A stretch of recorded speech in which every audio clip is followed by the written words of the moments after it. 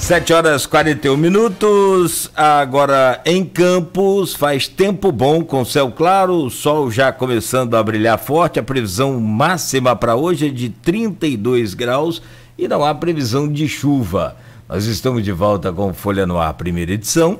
Eu vou trazer o bom dia do deputado federal Felício Laterça, delegado da Polícia Federal, né? Ele é campista, deputado federal hoje na bancada do Rio de Janeiro, né, do estado do Rio de Janeiro, e fala ao vivo conosco via videoconferência, Skype.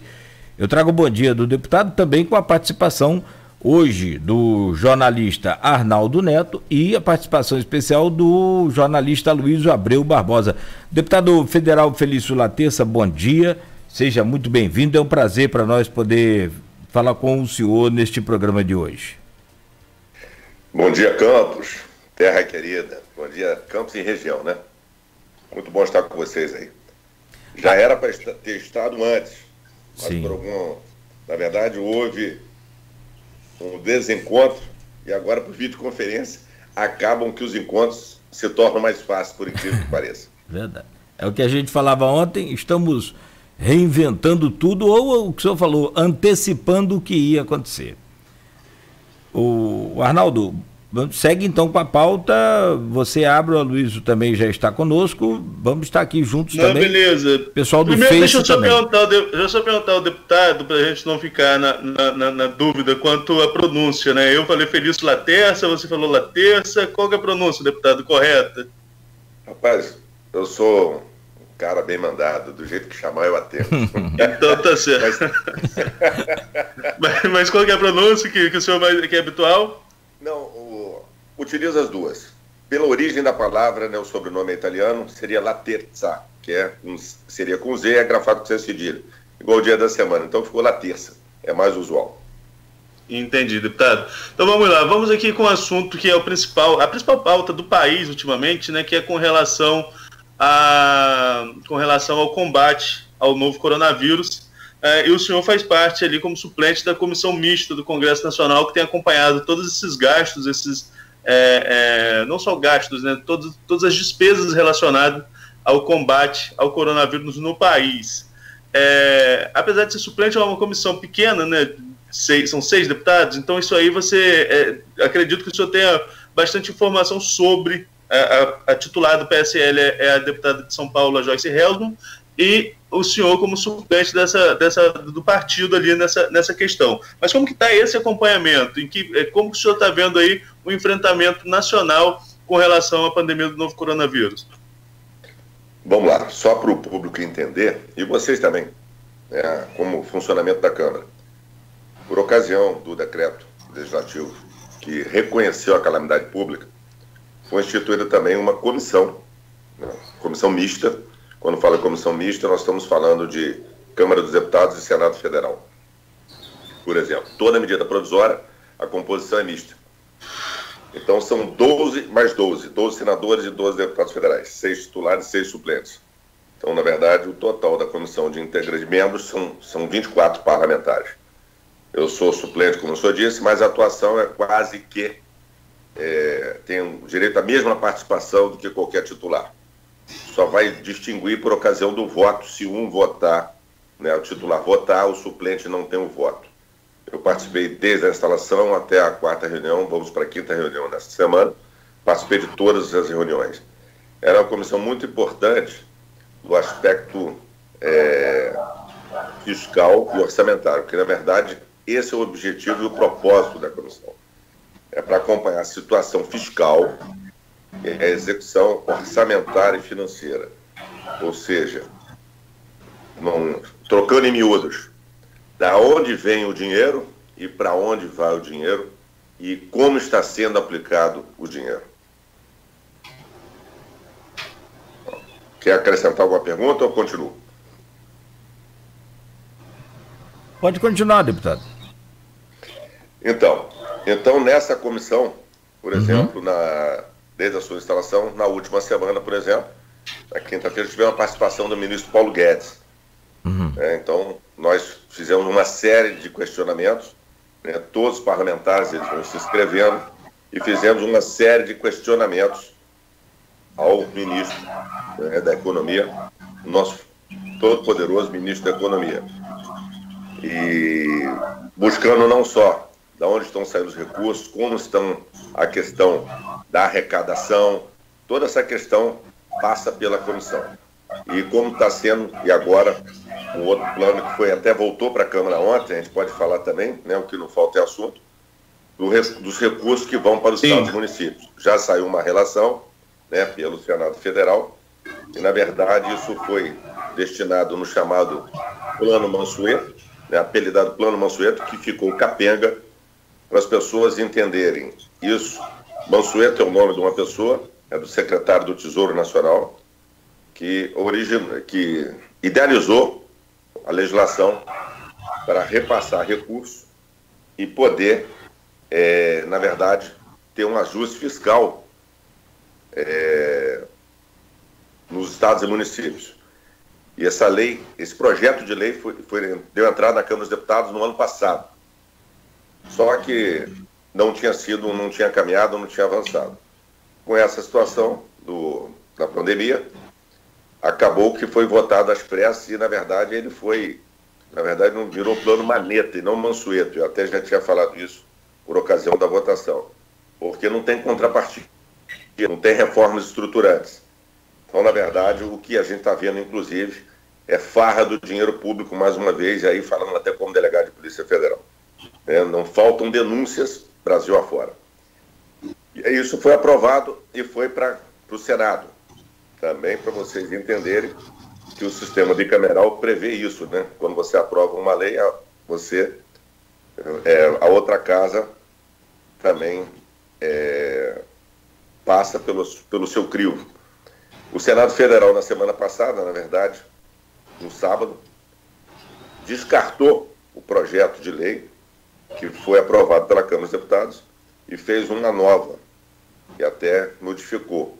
Na verdade, aproveitou uma outra lei que tinha lá, fizeram um enxerto, descartaram. Por que razão? Para o Senado Federal funcionar como Câmara, né, como casa revisora. Então, aonde o projeto se inicia, vai a outra casa e retorna se houver alteração na lei. E isso aconteceu ontem. Acabou que a Câmara dos Deputados, porque deixaram uma série de profissões, né, o Senado Federal descartou, inclusive, de promoções, de progressão, as carreiras, inclusive, que estão no enfrentamento, estão na linha de frente, como o pessoal da saúde pública e as forças policiais. Então, houve um grande debate na Câmara e ontem foi aprovado, né, o projeto e vai voltar para o Senado para esse desiderato. Ok. Aloysio. Deputado, a gente teve chance de fazer poucas entrevistas, conheço o senhor mais de relação por e-mail, mas o senhor, uma coisa que o senhor sempre bate é que o senhor é delegado e está deputado. O senhor sempre fala isso. Sim. E nessa condição perene de delegado da Polícia Federal e sazonal de parlamentar, falando mais como delegado, como é que essa crise toda nacional, né, aberta com a saída do ex-ministro Sérgio Moro e com o Valeixo, que trabalhou com ele desde lá da Lava Jato de Curitiba, como é que essa crise toda está ressoando na categoria? Muita apreensão. Vamos lá. Você fez a colocação e eu realmente me apresento assim, sou delegado de Polícia Federal e estou deputado federal. Estou licenciado da Polícia Federal, né? Inclusive, se eu renunciasse hoje, eu retornaria para a Polícia Federal. E por isso que eu falo que sou delegado de Polícia Federal. E até aproveitando o parênteses, dizer que eu optei, né, pela aposentadoria da Polícia Federal. Né? Até porque, para mim, parlamentar, questão de estar político, não é profissão. Então, eu continuo contribuindo para a Polícia Federal. E, como o senhor disse, né, um cargo de chefia, de comando, que seja, e um mandato que você está exercendo, você está. Né? É exatamente o emprego do verbo ser ou estar. E na verdade, gerou um grande desconforto, porque mudanças dessa natureza não soam bem, não caem bem. Eu até entendo, por um lado, o presidente da República, mas por outro também entendo o ex-ministro Sérgio Moro.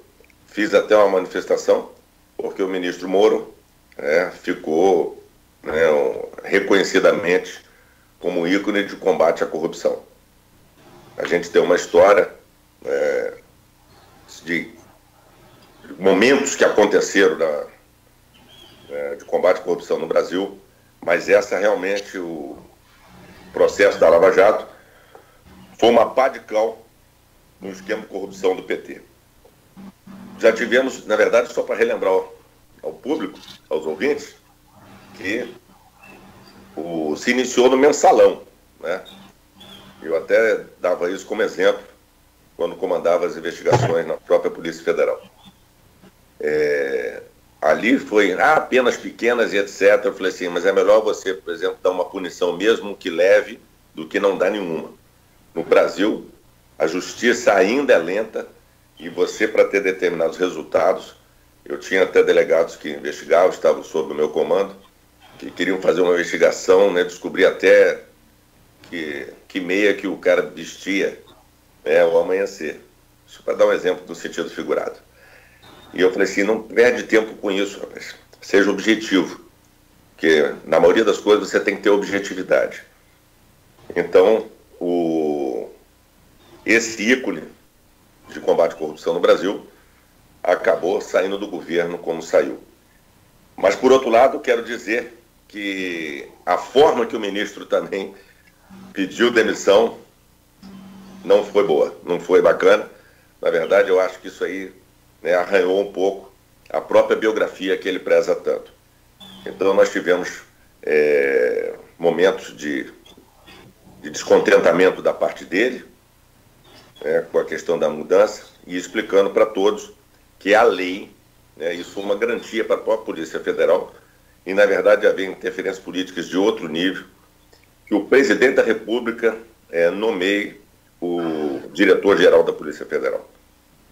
E aí, explicando também, nós temos a direção-geral, a diretoria em Brasília, com sua estrutura administrativa, e uma superintendência em cada estado, pelo menos, além de delegacias descentralizadas. Isso é, de fato, uma prerrogativa do presidente, como foi muito batido na tecla por ele próprio. Isso é...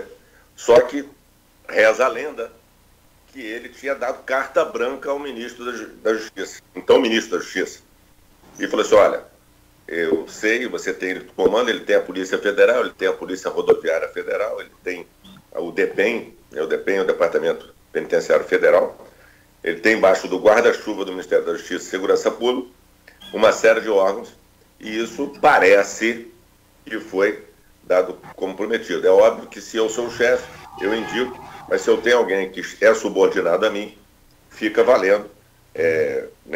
Acho que era preciso ouvir essa pessoa. E parece que isso foi arranhada, essa relação, que gerou descontentamento e, por fim, a saída do ministro. Temos vozes, em vários sentidos.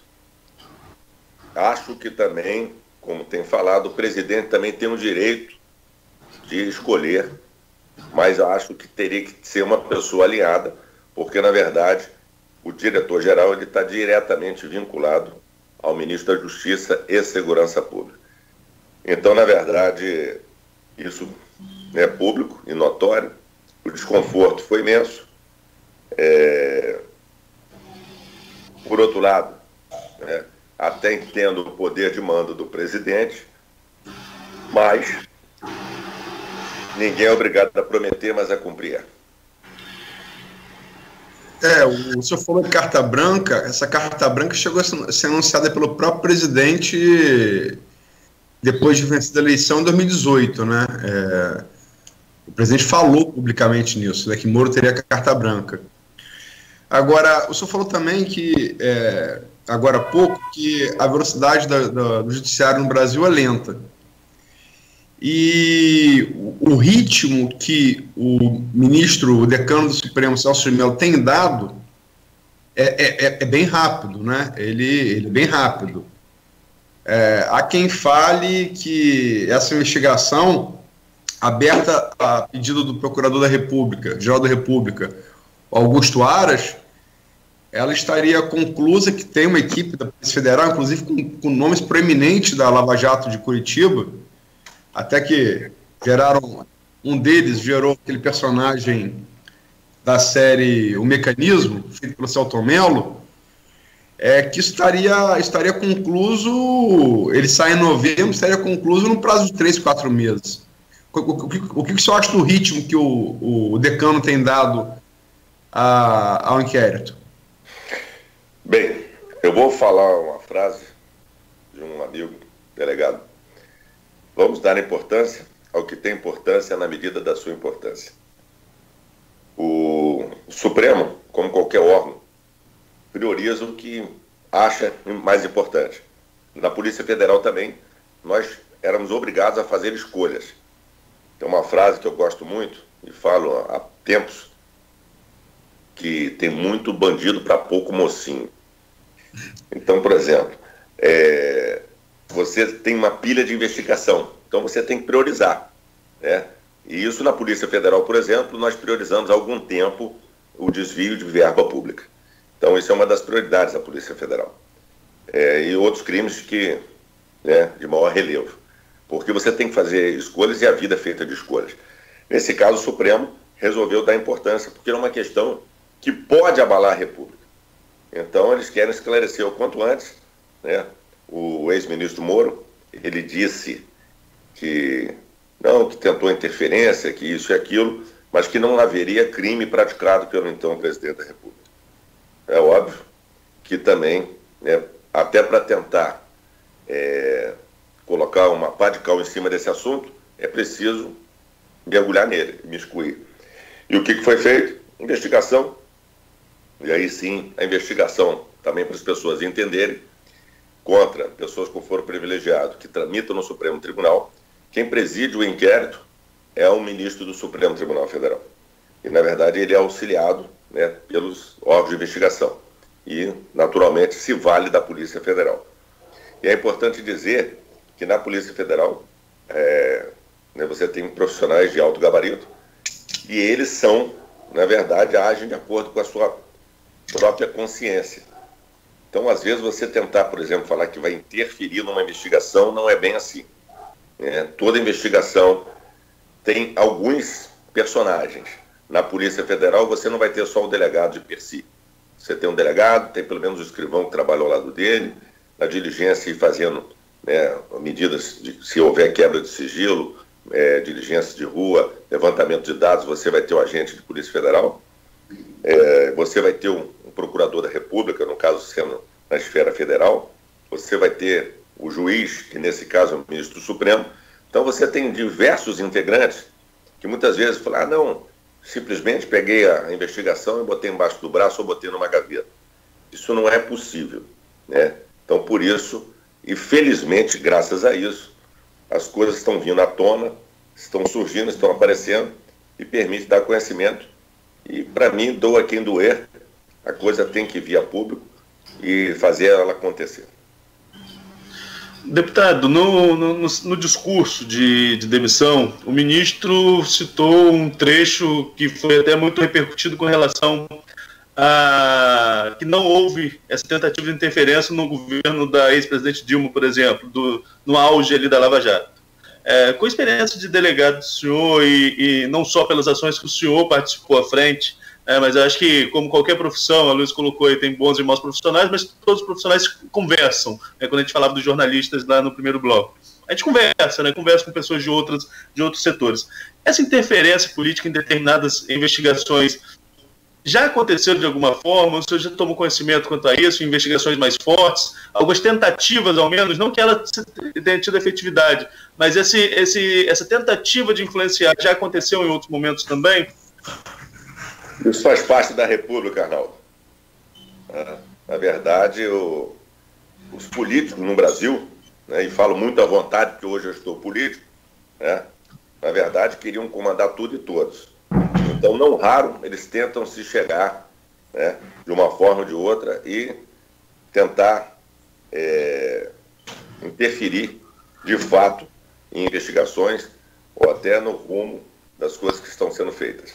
Tá? A gente só não pode confundir, porque, na verdade, muita gente também acha que determinadas coisas tudo é interferência.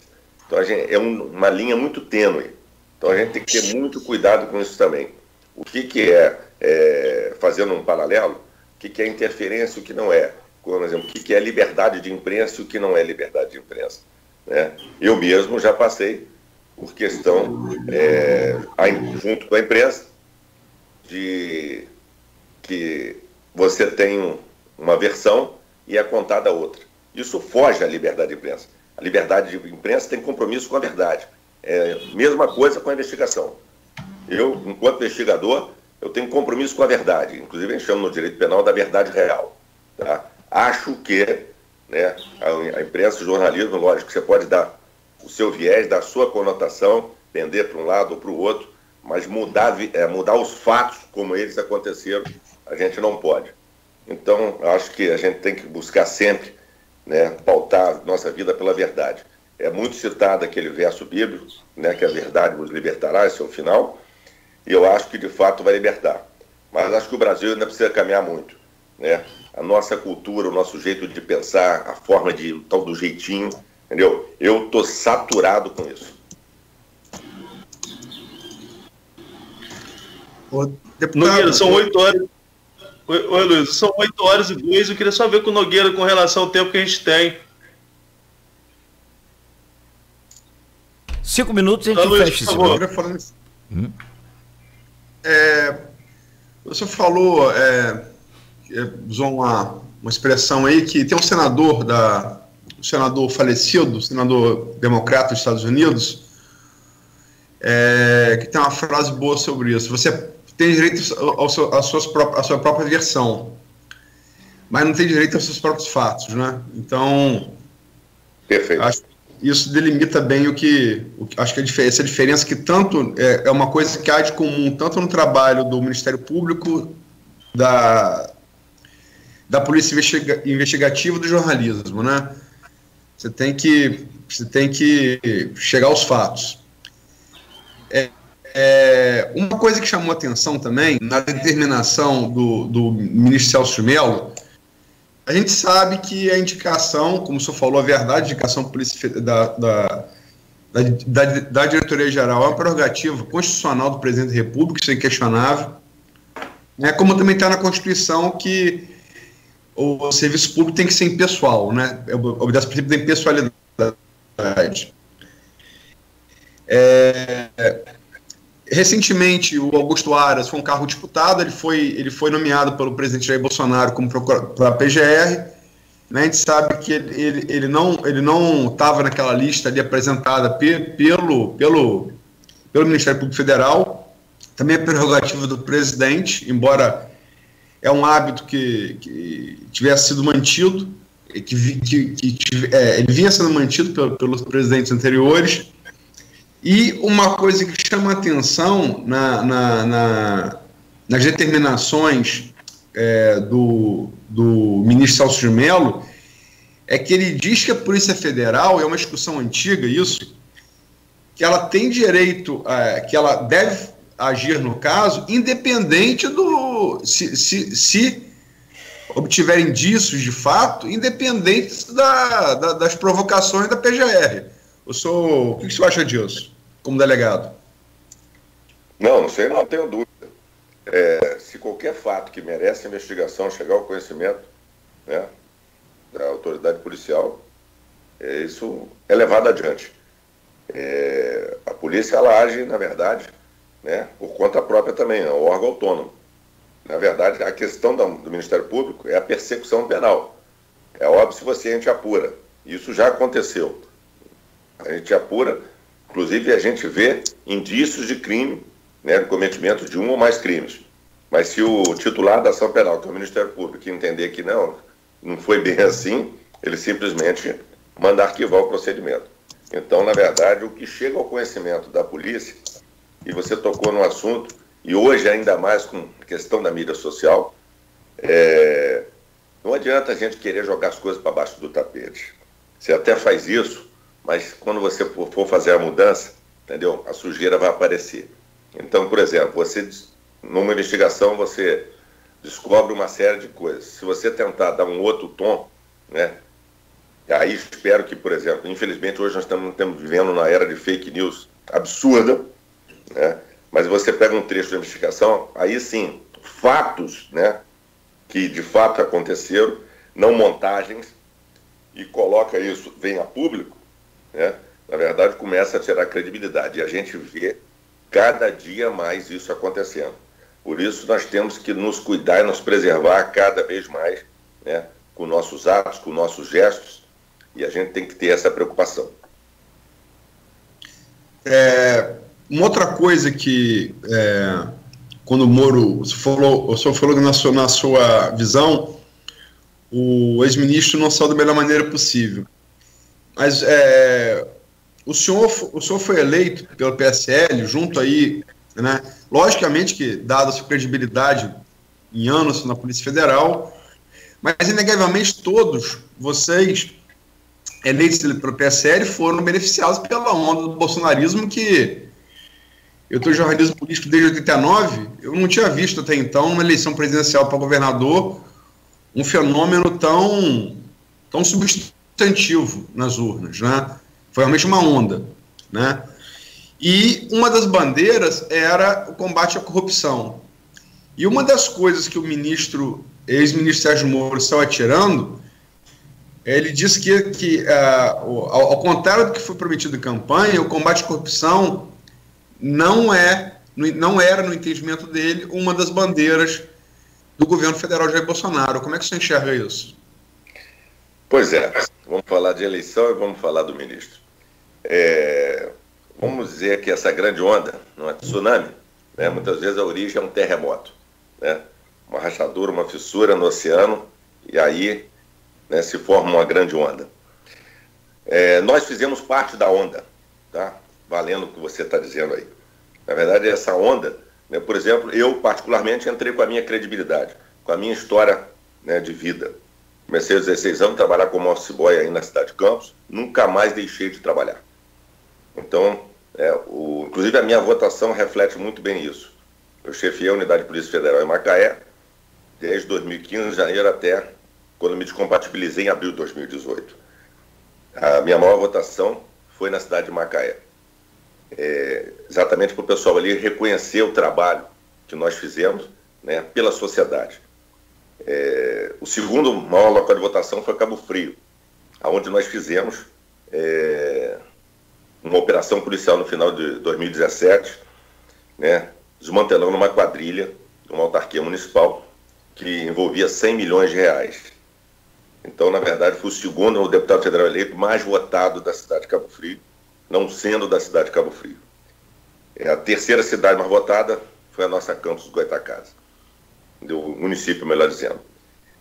Então, na verdade, tem um pouco da onda, sim, como você disse, mas, na verdade, nós também demos sustentação à eleição do presidente, né? Então, a Tostine vende mais porque é mais fresquinho, não é fresquinho porque vende mais. Então, essa resposta aí vai ficar, né, sempre se perguntando e se reinventando, mas, de fato, também nunca vi nada, né? Na verdade, eu não vivia a política, né, só acompanhava os passos, sempre fiz a minha análise, mas sem... Estou fazendo agora um pós-doutorado em política da campanha de 2018 para cá. Então, na verdade, eu falo pós-doutorado em vida. Aí até fazendo uma brincadeira para vocês entenderem também, eu falei assim, a matéria mais difícil que a gente faz, Dom Luiz, é forças ocultas, entendeu? Você tenta, às vezes, não vai fazer até para aprovar um projeto, você não sabe como é que a gente faz para isso acontecer. Então, em Macaé, por exemplo, em fevereiro mesmo de 2018, eu prendi em flagrante dentro da Câmara de Vereadores, a nossa equipe, um vereador e um chefe de gabinete por rachadinha, entendeu? Porque a gente abomina esse tipo de prática também. Eu abomino a corrupção, para ficar bem claro. Só que aí, quando você fala que o presidente não quis combater a corrupção, na verdade ele transferiu, porque isso aí estava com o ministro, né? Cabia a ele dar o comando e dar o norte de combate à corrupção. Não só a Polícia Federal, que virou a referência, que é a referência, né? no Brasil e no mundo de combate à corrupção, dentre outros, combate a outros tipos de delitos. Mas a polícia judiciária como um todo, e aí explicando, todo estado tem a sua polícia, são as polícias civis, são as polícias judiciárias. Não tem investimento forte de combate à corrupção, na verdade, por interferência política. Então a gente precisa fortalecer as polícias judiciárias, seja ela no nível estadual, que é as polícias civis, e a Polícia Federal, que é a Polícia da União. Então o que faltou, na verdade, né, foi cobrar resultados maiores. E isso não cabe ao presidente. Essa tarefa é do ministro. Então, na verdade, aí é um jogo de empurra. Tá bom? O Moro se referiu à falta de empenho do governo no seu projeto anticrime de corrupção. Ele foi específico nisso quando falou, né? Você acha que faltou empenho político do governo na aprovação desse projeto? Vamos lá. No pacote anticrime, e aí sim, para combater a corrupção, tinham ferramentas importantes, ele foi idealizado dentro do Ministério da Justiça. Na verdade, faltou articulação política. E vem faltando, né, diuturnamente. Vocês falaram no início do racha do PSL. Né? Se tiver tempo, nós vamos falar sobre isso. Se você implode a sua própria base, como é que você quer ter apoio político? Se nós sabemos que a gente tem, né, são 3 poderes, e isso vem sendo enfatizado, né, cada qual com a sua função, a função de legislar é do legislativo, né, por óbvio. Então, precisa ter articulação política. E, na verdade, você tem que convencer com propostas, com ideias, e isso eu já aprendi também, né, essa lição dentro do legislativo. Você não pode impor a sua vontade, você tem que convencer, você tem que conquistar. E aí, talvez aí até o ministro faltou esse traquejo, né, político, que cabe também ao ministro, que aí é um cargo político, de fazer isso aí. Mas faltaram a outros ministros, como falta, e continua faltando. Tanto que hoje já está publicado, inclusive, de buscar o apoio do Centrão, né, para evitar certas divergências, certas discórdias. Eu continuo apoiando o presidente Bolsonaro naquilo que eu acredito de melhor para o Brasil, fique claro. E isso está respondido, né, nas minhas votações. É quase 100% votando com o governo. E a defesa contundente nas diversas comissões. Hoje elas estão paralisadas na Câmara. Tenho que falar, eu sou governo, eu defendo o governo, mas mal participa de uma comissão. Eu sempre participei de 5, 6 comissões, pelo menos.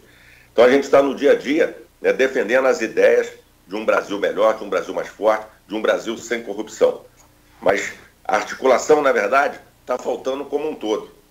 Então faltou isso, essa experiência ao ministro, e faltou até, aí posso dizer, ao próprio governo. Mas, na verdade, o Congresso Nacional não tem interesse de fortalecer a Polícia Federal. Isso eu vejo claramente. Eles não querem fortalecer e dar ferramentas e instrumentos para combate à corrupção. Isso é lamentável. Podemos então fazer um intervalo agora, são 8h14, e na sequência a gente volta com essas outras pautas, inclusive essa questão do racha do PSL que o deputado mencionou, né, e outros assuntos também pertinentes ao momento. Hoje com a presença dos jornalistas Aloysio Abreu Barbosa e também de Arnaldo Neto. Arnaldo Neto e Aloysio Abreu Barbosa compondo aqui a bancada do programa para receber o deputado federal Felício Laterça. 1 minuto então, senhores, e a gente volta, e senhoras também, em casa, ouvindo, acompanhando a gente. Aliás, pessoal no Face aí todo já colocando lá o seu posicionamento, pergunta ou dizendo que está acompanhando a gente. O nosso muito obrigado. Obrigado a você que nos acompanha aqui pela Folha FM. Você está ouvindo o Folha no Ar, primeira edição, que tem o oferecimento dos laboratórios Plínio Bacelar e Clínica Proteus. Moderna empresa especializada em medicina e segurança do trabalho está preparada para atender e implantar as necessidades de